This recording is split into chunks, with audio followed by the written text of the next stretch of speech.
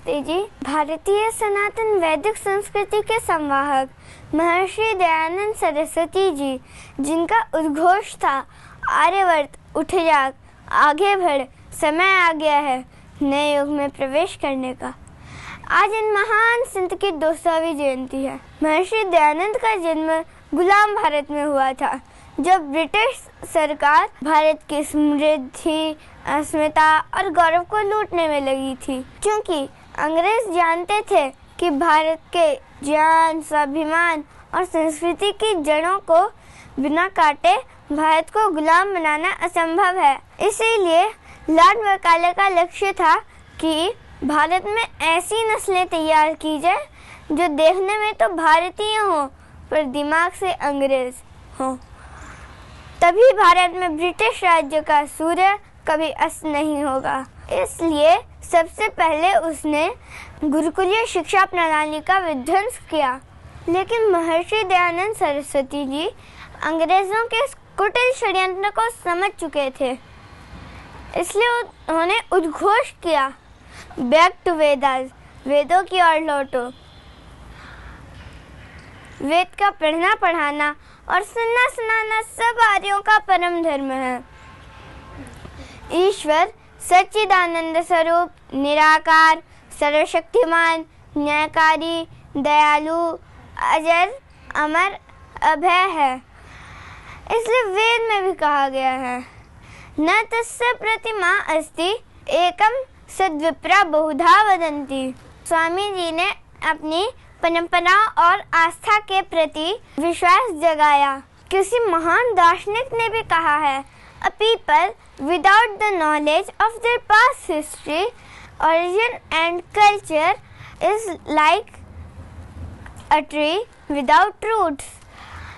जो व्यक्ति अपने इतिहास और संस्कृति से अनभिज्ञ है, वह जड़हीन वृक्ष से ज्यादा कुछ नहीं। महर्षि दयानंद जितने प्रासंगिक 19वीं शताब्दी में थे, उतने ही प्रासंगिक हर कालखंड में रहेंगे।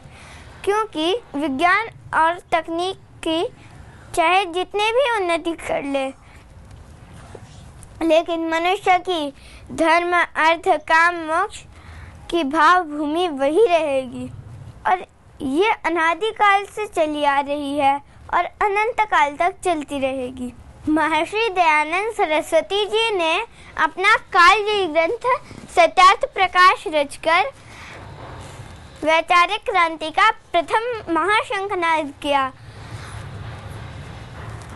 जिसका जनमानस पर गहरा प्रभाव पड़ा और सामाजिक कुरीतियों पर जमकर प्रहार हुआ। जैसे बाल विवाह का विरोध, दलितों का उद्धार, सती प्रथा, विधवा विवाह और कर्मकांड को लेकर समाज में क्रांति फैला दी। जातिवाद के विषय में स्वामी जी ने कहा कि कोई जन्म से ब्राह्मण, क्षत्रिय, वैश्य या शूद्र नहीं बन जाता, बल्कि अपने कर्मों के आधार पर बनता है। उन्होंने स्त्रियों को उच्च स्थान दिलाने का प्रयास किया, जैसे यजुर्वेद में भी कहा गया है, यथेमां वाचं कल्याणं आवदानि जनेभ्यः। जैसे सूर्य का प्रकाश सबके लिए है, वैसे ही शिक्षा का अधिकार स्त्री पुरुष सभी को है। इस प्रकार उन्होंने स्त्रियों को पुरुषों के समान वेदों का अध्ययन करने का अधिकार दिलाया।